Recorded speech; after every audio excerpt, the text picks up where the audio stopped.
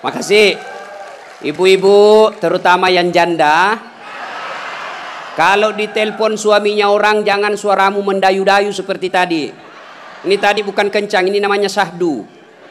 Suara begini yang kasih nafsu kita lagi-lagi. Assalamualaikum ibu. Waalaikumsalam. Bagaimana suaminya orang tidak tergoda? Lagi di mana ibu? Di rumah aja pak. Coba dong yang keras. Assalamualaikum. Waalaikumsalam. Lagi di mana ibu? Di rumah. Lagi ngapain? Apa kau tanya-tanya? Oh enggak, diteleponnya lagi kau besok. Ini waalaikumsalam. Caleda. Wih, ada juga Bugis di sini. Wih, boleh tahan ini bubuhan Bugis. Saya ke Banjarmasin banyak orang Bugis. Saya pergi Kota Baru banyak orang Bugis. Saya pergi Pagatan, bahasa Bugis orang di sana. Begitu saya masuk penjara banyak juga orang Bugis.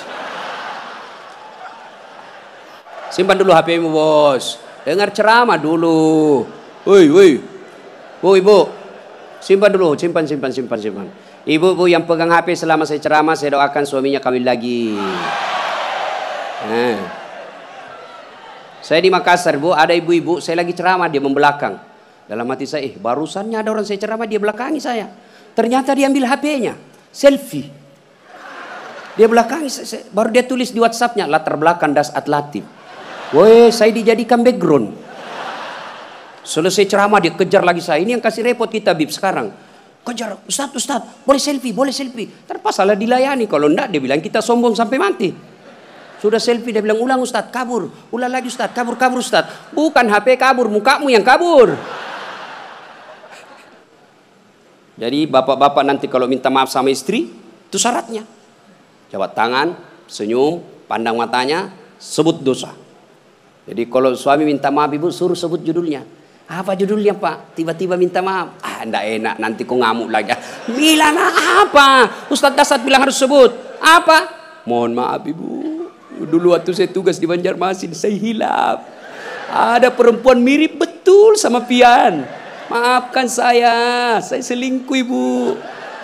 Dia bilang istrinya, enggak apa-apa pak, saya maafkan. Memang itulah manusia biasa, kadang-kala kita hilaf. Saya maafkan kau karena bulan lalu saya juga selingkuh.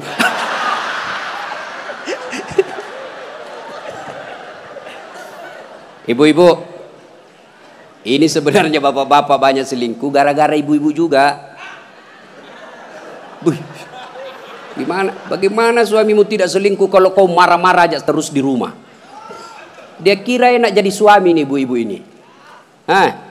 Kira enak. Di kantor kita dimarah-marahi sama pimpinan. Di jalan macet, kadang-kala kehujanan. Ya, di warung kopi masuk WhatsApp tagihan. Sampai di rumah dimaki-maki lagi kita sama istri. Bagaimana kita tidak cepat sakaratil maut? Ini perempuan sekarang seperti cuaca, susah ditebak perasaannya.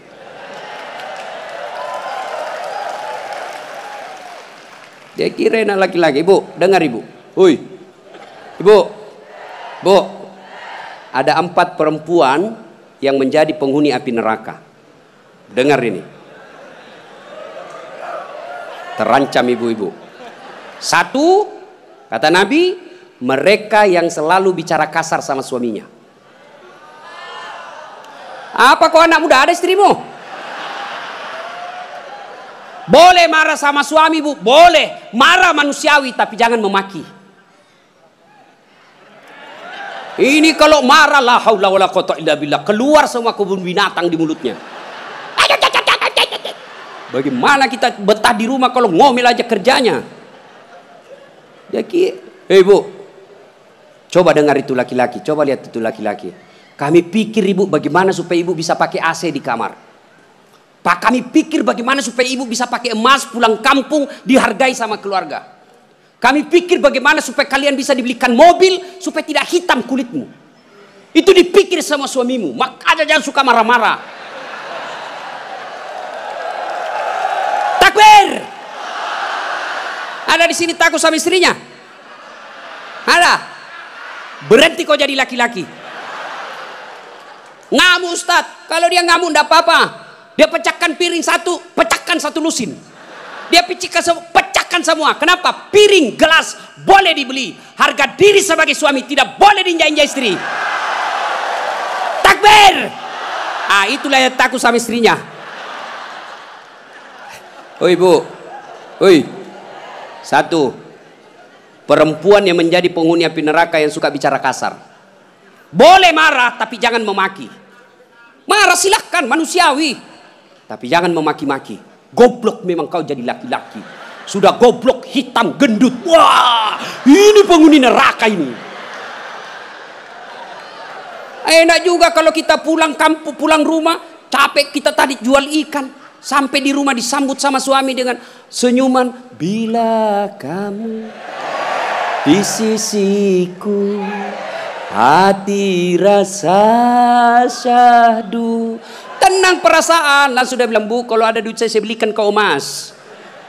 Masuk lagi kamar suami, berantakan kamarnya, marah-marah, peluk suami kita sambil menyanyi.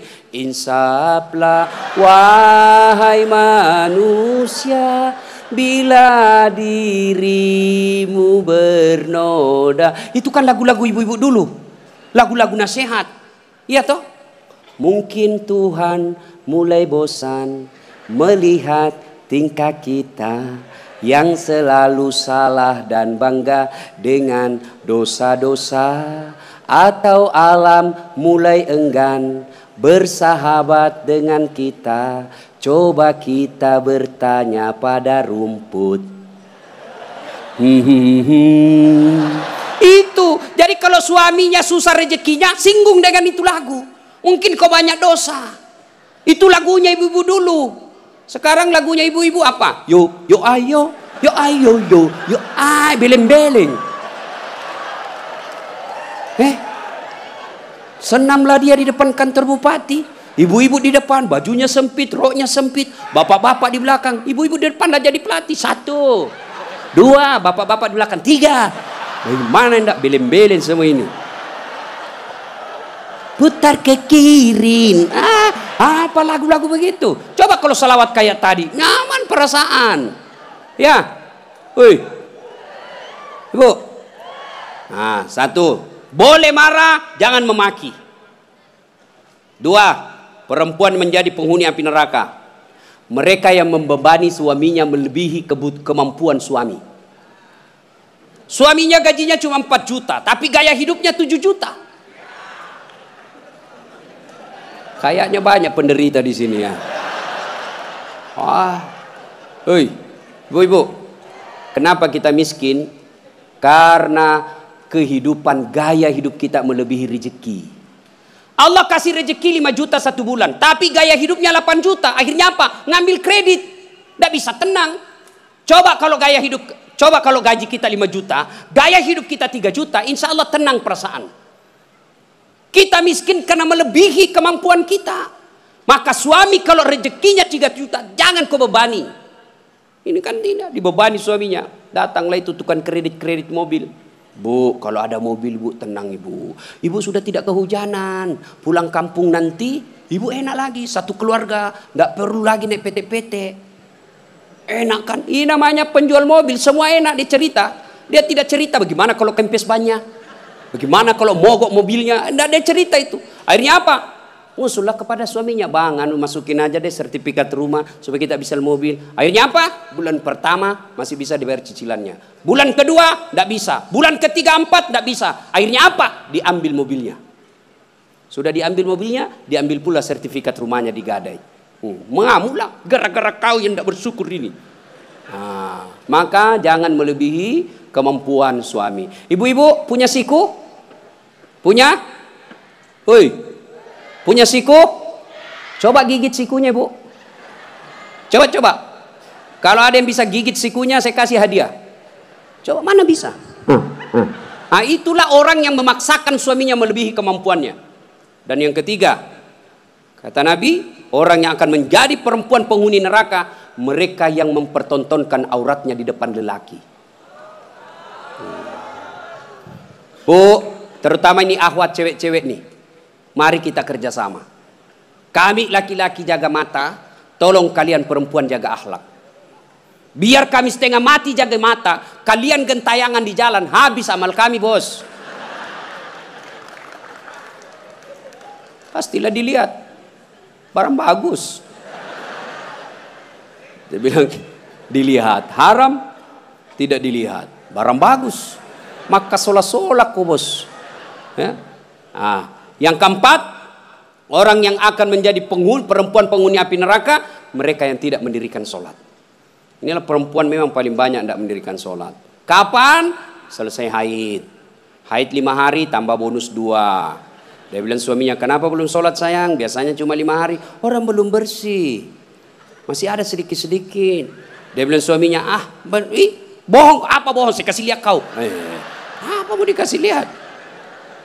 Ketawa baru kau yang begitu. Kapan lagi perempuan banyak tidak sholat? Kalau ada pengantin, mukanya dikira tembok, coklat, biru, krim, abu-abu, jilbabnya 3 lapis, kuning, coklat. Jilbab sakaratil maut. Nah, ibu bapak, saudara-saudara sekalian ya. Jadi orang yang menyesal di akhirat kelak, mereka yang memutuskan persaudaraan. Maka sebentar ini kalau ada tetangga kita pernah kita sakiti, minta maaf lalu kembalikan barangnya orang. Pegawai-pegawai negeri yang pernah ngambil mesin komputer di kantor, kasih kembali bos. Ya. Dan itu kalau tidak dikembalikan, ketika kita di padang mahsyar, dipanggil kita satu-satu. Bayangkan, dari Adam sampai kiamat, kumpul berapa triliun manusia, dipanggillah kita satu-satu. Siapa dulu yang dipanggil? Nenek kita yang duluan mati? Tidak. Kakek kita yang duluan wafat? Tidak. Leluhur kita yang duluan wafat? Tidak. Lalu siapa dulu yang dipanggil? Nama-nama Islam dulu. Abdurrahman, Abdul Jabbar, Siti Fatimah, Aisyah, Mutmainnah, Das'at Latif. Itu dulu dipanggil. Cuncung di belakang kok bos. Dipanggil juga tapi mondri kok bos. Maka jangan berkata apa arti sebuah nama. Nama itu penting. Begitu pentingnya sebuah nama sehingga Nabi jelaskan ada 3 kewajiban orang tua kepada anaknya. 1 diantaranya memberi nama yang baik. Kenapa? Karena di akhirat digunakan ini nama. Nama-nama Islam dulu. Tony, Joni, Rudy, Ningsi, Nining. Dipanggil juga tapi di belakang bos. Habib Syekh, di depan. Das'at Latif, nomor 2. Bayangkan. Dipanggillah kita. Nah, orang bilang, apa arti sebuah nama? Coba bayangkan kalau tidak ada semua nama di sini. Yang paling repot caleg. Pilih saya, siapa? Anu siapa? Anu. Coba kalau ada, coba sebut nama. Orang sebut nama minimal 2 saya bisa tahu. 1 suku, 2 agamanya. Nama Margono. Biasanya Jawa. Gitu? Nama Ambok Dalle. Anda mungkin Cina. Masa Ambok Dalle Cina? Pasti Bugis. Ya kan? Nama. Yang kedua, nama adalah doa. Ketika nama anak kita Mutmainnah, orang yang memanggilnya wahai Mutmainnah, wahai kau jiwa yang tenang, berarti orang mendoakannya. Dan di akhirat dipakai kelak. Ustadz, bagaimana saya Ustadz? Sudah terlanjur namaku Ronaldo. Karena bapakku pecinta bola. Bagaimana caranya Ustadz? Ya Islamkan. Bagaimana cara mengislamkannya? Tambah Muhammad di depannya. Muhammad Abdul Ronaldo. Nggak nyambung Ustadz, biar nggak nyambung. Yang penting selamat kok bos. Masih ingat almarhum Presiden kita Soeharto? Sebelum beliau menunaikan ibadah haji, kan namanya cuma Soeharto. Setelah menunaikan ibadah haji, Raja Fat waktu itu sadar, wah menderita nih Pak Harto nanti kalau tidak diislamkan. Maka diislamkanlah namanya, ditambah di depannya Muhammad Soeharto. Ibu Tin juga ditambah di depannya Siti. Maka ibu-ibu yang sudah terlanjur namanya islamkan. Harus rubah KTP? Tidak. Yang penting misal ulang tahun. Saudara-saudara sekalian, hari ini nama saya islamkan. Yang tadinya Desi Ratnasari, saya menambah di depannya Siti Desi Ratnasari. Yang ketawa serius orang ini. Nama penting. Dan pada saat itu ketika kita dipanggil satu-satu, wajah-wajah kita di padang mahsyar tidak lagi seperti ini. Ada yang mukanya seperti ular. Kata Nabi, siapa yang muka ular? Mereka yang suka menjilat-jilat.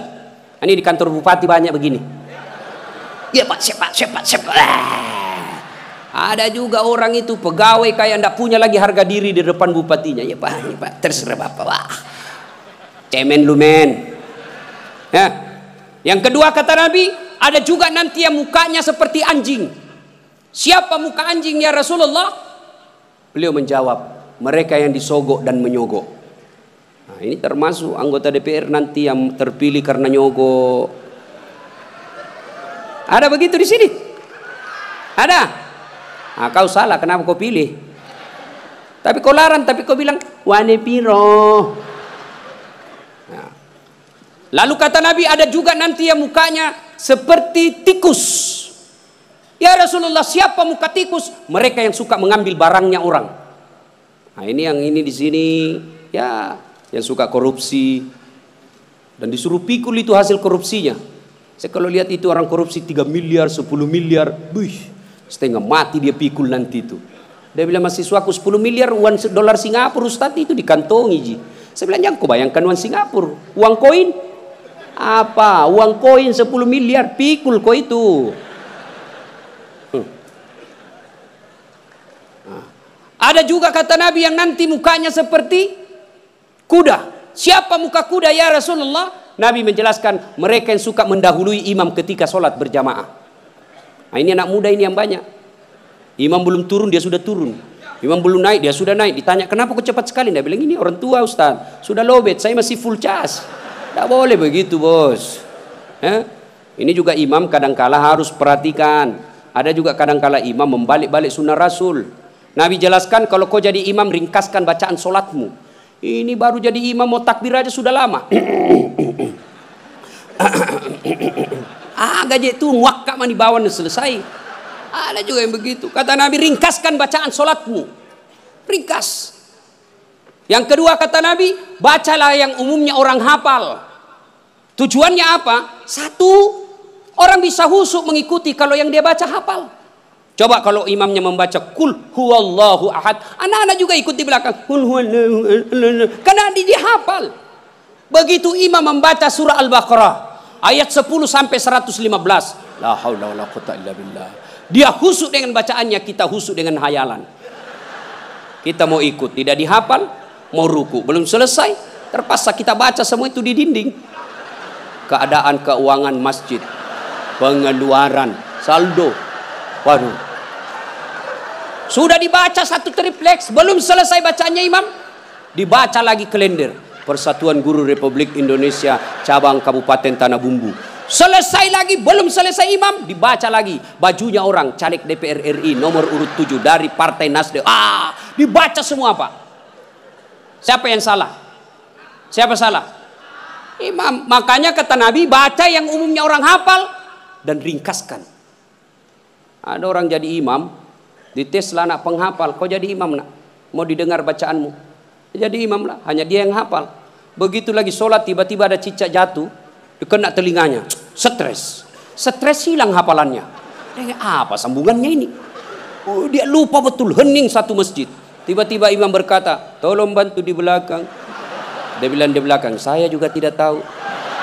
Tiba-tiba berteriak, kalau begitu ya sudah, Allahu Akbar. Memangnya anggota DPR. Saya punya pengalaman ini Pak, waktu saya kecil di kampung SMP saya waktu itu sholat asar lama sekali imam sujud. Kenapa lama betul ini imam sujud? Ada apa ini? Tiba-tiba ada kawan saya nakal, diangkat kepalanya, hilang imam. Ternyata yang ditunggu sudah keluar. Dia keluar dari pintu samping, kacau sholat. Selesai sholat ditanya, Pak Imam kenapa kau tinggalkan kami? Dia bilang saya kentut nak. Pak Imam lain kali kalau kentut kasih bangkit dulu kepala supaya kami lihat kau keluar. Dia bilang saya sengaja, malu saya kau lihat. Kacau. Siapa yang salah? Siapa salah? Siapa salah? Imam. Makanya hati-hati milih imam. Ya, ada lagi kejadian ini waktu saya kuliah KKN. Belum jadi ustadz saya waktu itu. Ada kawan saya dia pakai baju gamis. Wah, saya bilang pasti anak pesantren. Jadilah imam dia. Saya di belakang dua anak fakultas sastra. Begitu dia baca Al-Fatihah masih aman. Dia baca Al-Kafirun dalam hatiku, cari penyakit ini orang ini. Benar, dia baca tidak mau sampai. Wala antum abiduna ma a'bud wala ana abidu ma abattum wala antum abiduna ma a'bud wala ana abidu ma wala antum tak putar. Temanku jengkel ini ada sastra. Kenapa itu tak putar-putar? Lah sudah ini juga saya pikir.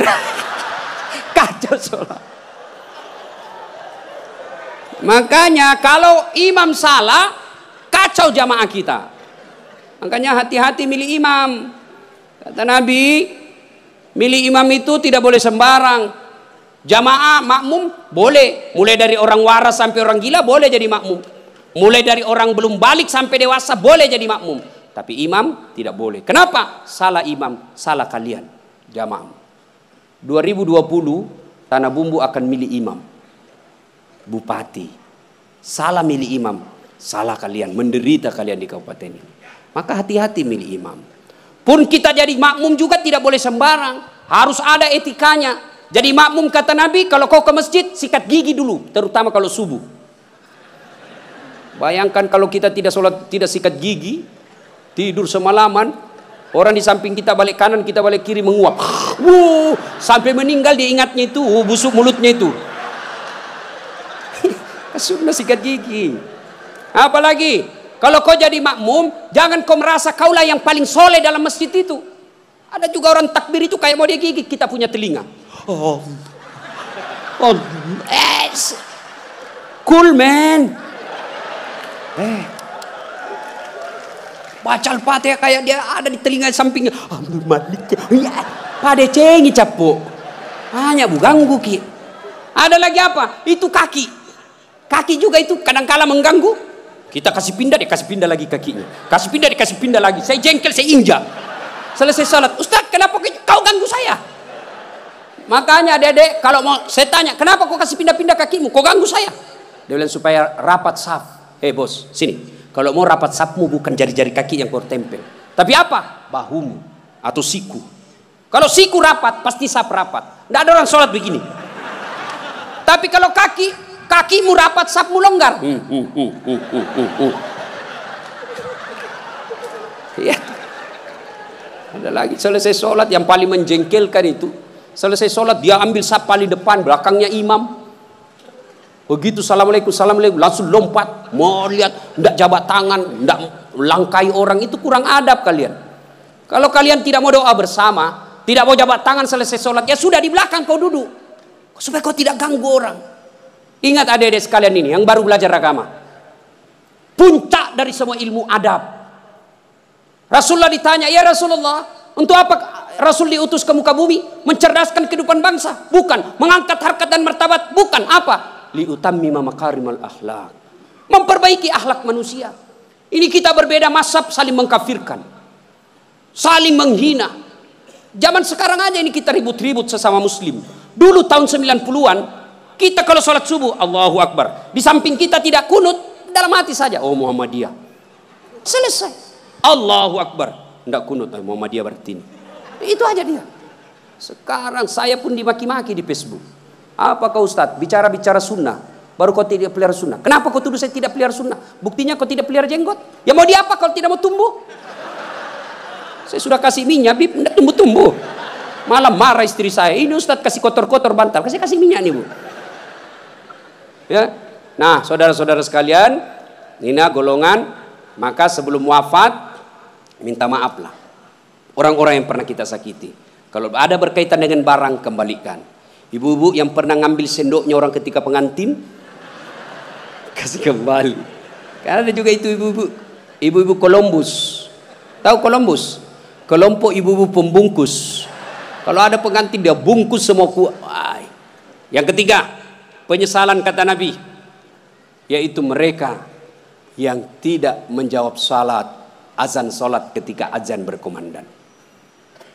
Puasa, haji, zakat, sedekah, semuanya akan sia-sia ketika tidak mendirikan sholat. Adik-adik, kalian tidak usah malu kalau kalian tidak jadi pegawai negeri. Ibu-ibu, kalian tidak usah cemas dan merasa malu kalau sampai sekarang ini masih ngontrak-ngontrak rumah. Tapi malu dan cemaslah ketika sudah dewasa seperti ini belum mendirikan sholat dengan sebaik-baiknya. Kalau sholat kita insya Allah baik, maka hidup kita akan diperbaiki oleh Allah Subhanahu wa Ta'ala. Kalau sholat kita bagus, Allah yang akan menyelesaikan semuanya. Di dunia ini tidak ada orang tidak punya masalah. Semua kita punya masalah. Pasti. Jangankan kita, Nabi ada masalahnya. Malah di ibu-ibu yang tanya, Ustaz, bolehkah orang sholat itu tidak pakai BH? Kenapa bisa ibu? Panas ibu Ustaz. Tidak ada AC, tidak ada kipas angin. Kita baru pulang pasar. Boleh, tapi apa itu beradab? Ibu-ibu pergi ketemu gubernur tapi tidak pakai BH. Boleh kan? Tidak Pak Gubernur. Mohon maaf ini Pak Gubernur. Coba. Ya. Saya sholat Ustaz, betul kok sholat tapi main-main. Allah. Wa kana na'budu wa iyyaka nasta'in. Ini serang. Siapa ngajar sholat begitu, Bos? Ada juga orang sholat kayak ditiup angin. Ada lebih parah Allah. Siapa ajar ku sholat mak keju-keju? Jadi jangan heran ketika sudah 20 tahun sholat kok masalah kita tidak bisa lepas. Salah satu sebabnya kita sholat seada-adanya. Bapak saudara-saudara sekalian, tepat tanggal 12 Rabiul Awal tahun ke-11 Hijriah, Rasulullah sallallahu alaihi wasallam demam. Lalu Allah perintahkan kepada malaikat Jibril. Jibril, kau turun panggil 3 malaikat, 2 malaikat, Israil, Israfil, Mikail. Kau turun 4 malaikat. Sampaikan kepada Muhammad, Allah perintahkan saya menjemputmu dengan catatan tanya dulu. Kalau dia sudah mau cabut nyawanya, kalau belum tunda sampai mau. Turun malaikat. Langit pertama, langit ke-7 masih berempat. Jibril, Mikail, Israil, Israfil. Langit ke-6 sampai ke-2 masih berempat. Di langit pertama Jibril berkata, malaikat pencabut nyawa, saya tidak bertugas. Kau saja yang turun, jemput Nabi Muhammad. Tapi kata malaikat pencabut nyawa, tapi selama ini kamu yang ketemu, kamu kercesnya, kamu sahabatnya. Kau turunlah. Saya tunggu kau saja di sini. Turun malaikat pencabut nyawa. Depan rumah Nabi ketuk pintu. Assalamualaikum warahmatullahi wabarakatuh ya Rasulullah. Nabi menjawab, Waalaikumsalam warahmatullahi wabarakatuh. Fatimah buka pintu. Bah, tidak ada orang. Kata Nabi, sudah ada di samping saya. Kata malaikat pencabut nyawa, ya Muhammad, hari ini saya diperintah untuk mencabut nyawamu apabila kau mau. Menurutmu bagaimana? Kira-kira kalau Pak Cuncun ditanya ini apa jawabannya, Bos? Saya diperintah cabut nyawa. Tunggu dulu, orang belum jadi bupati. Pasti. Ustaz, Dasat, saya diperintah cabut nyawamu. Menurutmu bagaimana? Tunggu dulu, istri baru 1. Itu pasti mau sekali poligami tapi takut sama istrinya. Apa jawaban Nabi? Wahai malaikat, seluruh nabi dan rasul senior saya, setelah mereka melaksanakan tugasnya, mereka menghadap kepada Allah. Saya pun siap hari ini. Cuma ini ada yang lain. Mana Jibril? Jibril ada di atas. Kau panggil dulu deh. Ada yang saya mau tanyakan. Naik malaikat pencabut nyawa. Jibril, kau dicari sama CS-mu. Saya bilang memang kau ikut. Kau banyak cerita. Sudahlah, kau turun sini. Turun malaikat Jibril. Ya Jibril, kalau hari ini saya harus menghadap kepada Allah, tolong berikan saya kabar gembira. Ya Muhammad, seluruh nabi dan rasul haram masuk surga sebelum engkau lebih dulu di dalamnya. Alhamdulillah. Ya Muhammad, seluruh malaikat yang pernah Allah ciptakan sekarang mereka antri menunggu rohmu. Alhamdulillah. Apalagi Jibril, ya Muhammad, kalau ada dosa dan kesalahan yang pernah kau lakukan, Allah telah mengampuni dosa-dosamu. Alhamdulillah. Tapi Nabi berkata, Jibril, itu kan saya tidak cemas soal diriku. Yang aku cemaskan siapa? Tolong kasih saya berita gembira soal umatku. Kita yang dicemaskan Nabi, tolong berikan saya berita gembira. Naiklah Jibril bertanya kepada Allah, turun membawa berita. Ya Muhammad, saya dapat berita gembira dari Allah. Apa? Meskipun engkau sudah tidak berada di tengah-tengah mereka, meskipun engkau sudah tidak berada di tengah-tengah umatmu, selama umatmu berpegang kepada Quran dan Sunnah, insya Allah umatmu selamat. Nabi berkata, kalau begitu laksanakan tugasmu malaikat pencabut nyawa. Jibril mundur. Mulailah dieksekusi Nabi. Dicabut rohnya, meninggalkan telapak kaki, naik ke betis, naik ke paha, menggigil Rasulullah. Keluar biji-biji keringat di pelipis beliau, di daki beliau keluar keringat. Lalu Jibril membalik ke belakang, dilihat oleh Nabi. Ya Jibril, kenapa kau palingkan pandanganmu? Apa kau jijik melihat saya sekarang ini? Jibril menjawab, demi Allah dan Rasulnya, saya tidak jijik melihatmu ya Muhammad, cuma saya tidak tega melihat engkau menghadapi sakaratil maut. Lalu Nabi menjelaskan, ya Jibril, andai saja Allah tidak sayang dan cinta kepadaku, maka aku akan rasakan betapa sakitnya sakaratil maut ini. Sampai naik ke atas, sampai ke tenggorokan beliau, sampai ke bibir beliau. Beliau mewasiatkan 3 perkara. Kata Nabi, yang pertama, perempuan kalian, jaga perempuan di antara kalian. Yang kedua, salatmu, jaga salat kalian. Dan yang ketiga Nabi ucapkan, ummati, ummati, ummati, umatku, umatku, umatku. Nabi tidak mencemaskan anak cucu beliau. Nabi tidak mengucapkan Fatimah anakku. Siapa yang diucapkan Nabi? Ummati, ummati. Begitu cintanya Nabi kepada kita. Nah sekarang bagaimana cinta kita kepada Nabi? Salah satu cinta kita kepada Nabi dengan hadir di majelis salawat seperti ini. Hadir di tempat ini wujud kecintaan kita kepada Rasulullah. Pada zaman Nabi tidak ada salawat rame-rame seperti ini. Kenapa? Karena beliau ada di tengah-tengah kita. Di tengah-tengah umat pada saat itu. Nabi pernah bertanya kepada sahabat, saudara-saudara sekalian, Anda tahu siapa yang paling menakjubkan imannya? Menakjubkan itu mengagumkan. Kata sahabat, para malaikat ya Rasul. Nabi katakan tidak. Bagaimana mereka tidak menakjubkan imannya? Mereka ketemu Allah. Kalau begitu, para nabi dan rasulnya ya Rasulullah. Nabi katakan tidak. Bagaimana kami tidak beriman? Kami menerima wahyu, ketemu dengan malaikat. Kalau begitu ya Rasulullah, kami inilah para sahabatmu. Nabi katakan tidak. Bagaimana kalian tidak beriman? Kalian ketemu dengan saya, kalian melihat mukjizat, wajar kalian beriman. Lalu sahabat berkata, kalau begitu siapa yang paling menakjubkan imannya ya Rasul? Nabi menjawab, umatku, saudara-saudaramu setelah kita ini wafat, mereka beriman kepadaku, mereka percaya kepadaku, padahal mereka tidak pernah ketemu Allah, mereka tidak pernah ketemu malaikat, mereka tidak pernah melihat mukjizat, mereka tidak hidup di tengah-tengah saya, tapi mereka beriman kepadaku dan berselawat. Kita inilah yang hadir di tempat ini. Mudah-mudahan Allah berikan waktu dan kesempatan kepada kita untuk lebih banyak lagi mencintai Rasulullah. Salah satu di antaranya berselawat seperti ini. Ketika Allah perintah kita puasa, Allah tidak ikut meluluhkan ibadah puasa. Allah perintah kita haji, Allah tidak meninggalkan ibadah haji. Ketika Allah perintah kita berselawat, innallaha wa malaikatahu yusalluna 'alan nabi. Sesungguhnya Allah dan para malaikatnya berselawat kepada Rasulullah Muhammad sallallahu alaihi wasallam. Maka wahai orang-orang yang beriman, berselawatlah kalian kepada Rasulullah. Dengar, garis bawahi, yusalluna 'alan nabi, sallu alaihi wa sallimu taslima. Selawat dengan sebaik-baik selawat. Maka jangan berselawat sambil merokok, jangan berselawat sambil mengisap. Kenapa? Seluruh ulama Timur Tengah mengatakan rokok itu haram, maka rasa-rasanya tidak etis ketika Bapak menyebut nama Nabi sambil mengisap rokoknya. Mudah-mudahan ada manfaat, lebih dan kurangnya mohon dimaafkan. Terima kasih atas waktu dan kesempatan.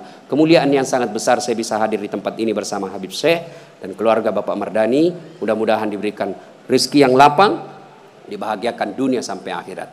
Demikian, kalau masih ada yang mau dengar ceramah saya, silahkan nonton Tabligh Akbar Damai Indonesia Kuti One setiap hari Sabtu atau Ahad pukul 12.30 atau setengah 2 waktu Kalimantan. Cuma lama baru muncul sekali seminggu. Ada yang gampang. Gimana caranya? Ambil aplikasi YouTube, tulis nama saya Dasat Latif. Keluarlah ceramah saya yang ratusan ribuan itu. Sudah nonton jangan lupa like and share. Subbreaker. Kasih begini aja, kasih begini bos. Jangan ku kasih begini. Kalau ku kasih begini dicari kau malaikat pencabut nyawa. Masa ceramah ku kasih begini?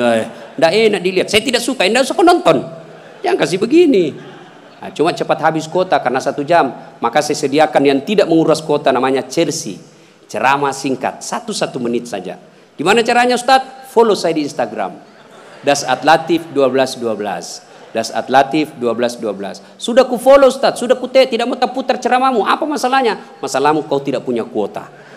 Demikian, mudah-mudahan ada manfaat. Lebih dan kurangnya mohon dimaafkan. Nun wal kalam ya misrun. Billahi fi sabilil haq. Assalamualaikum warahmatullahi wabarakatuh.